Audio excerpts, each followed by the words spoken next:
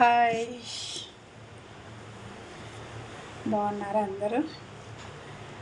ఆ, మనము ఒక చోటుకి అనేది వెళ్తాము, అవునా కదా? ఒక చోటుకి అనేది వెళ్తాము. కొంచెం అది నేను బాధపడ్డ విషయమే. ఒక చోటుకి వెళ్తాం, హ్యాపీనెస్ పంచుకోవాలి కానీ బాధలు పంచుకోకూడదు కదా. బాధలు పంచుకోకూడదు. నేనైతే హ్యాపీనెస్సే పంచుకుంటాను. నేను ఫస్ట్ నుంచి కూడా నాకు ఒక అలవాటు. నేను మా ఇంటికాడ ఉన్నప్పుడు కూడా, ఫిలిం నగర్లో ఉన్నప్పుడు కూడా ఏదైనా హ్యాపీనెస్ ఎక్కువ నేను సపోర్ట్ ఇచ్చేదాన్ని. నాకు సీరియళ్ళు సినిమాలు కూడా బాధాకరమైన నేను చూడను.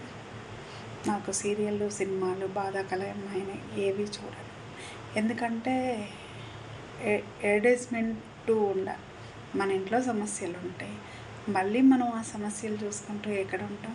అయితే అలాగే నేను కొన్ని విషయాల్లో వేరే వాళ్ళ అందరు, నేను అంటే ఆల్మోస్ట్ చాలామంది ఇష్టపడతారు నాకు తెలిసినంత వరకు. ఎందుకంటే అక్క ఓపెన్ మైండ్ అనేసి అందరూ అదే అనుకుంటారు.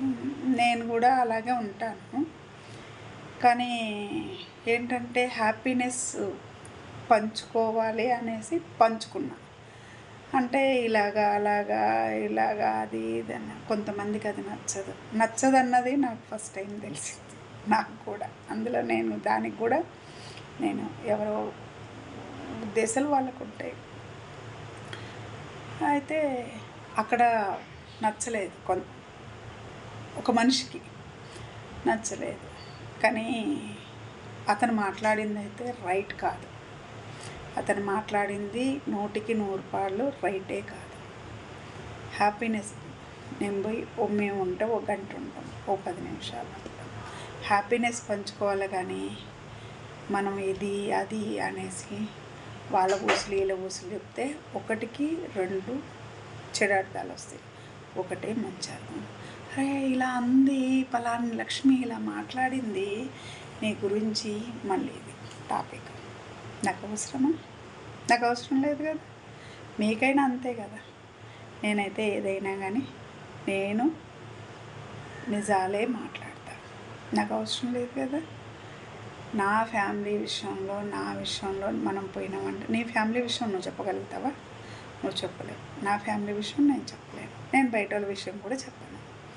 ఎవరన్నా వచ్చి చెప్తే నేను వినేదాన్ని, వినేసి అవునా ఓకే ఏం కాదు ఆంటీ సర్దుకుపోవాలి అని చెప్పేసి పంపించేదాన్ని తప్ప దాన్ని మళ్ళీ ఇంకొకరికి చెప్పడము, వాళ్ళకి చెప్పడము నేను చెప్పేదాన్ని కాదు.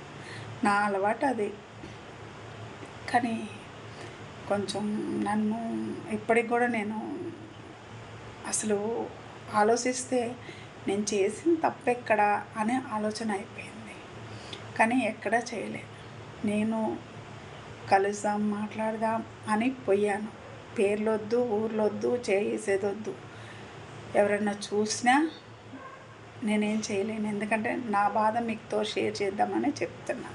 బాధ అన్నది కూడా కాదు. ఏంటి ఆ మనిషి అలా అన్నాడేంటి, హ్యాపీనెస్ చెప్పినప్పుడు హ్యాపీగా ఫీల్ అవ్వలేదేంటి, అతను అలా అనడం ఏంటి, ఆ మనిషి అసలు నాకు అతనికి ఎటువంటి బాండింగ్ కూడా అంత లేదు. రిలేటివ్ అయినా బాండింగ్ అంత లేదు. నన్ను ఇన్నేళ్ళ నుంచి, చిన్నప్పటి నుంచి చూసిన వాళ్ళు కూడా లక్ష్మి ఓపెన్ అది వస్తేనే సరదా ఉంటుంది అనేసి నన్ను మా రిలేటివ్లో పిలిచిన వాళ్ళే చాలామంది ఉన్నారు.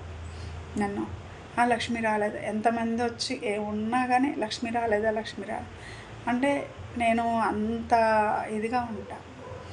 మన దగ్గర కష్టం ఉందా, సుఖం ఉందా, నేనైతే ఎవరికైనా ఇలాగే పెట్టాను కానీ ఇలా అని అడిగి నేను ఏ రోజు తినలేదు. నాకు దేవుడు ఇచ్చినంత వరకు నేను కష్టపడతా, నేను చేస్తా, నేను అన్నీ చేస్తా. మా ఆయన తెచ్చింది, నేను సర్దుబాటు చెందిన కానీ ఎవరికి నేనేమీ ఇదవ్వలేదు.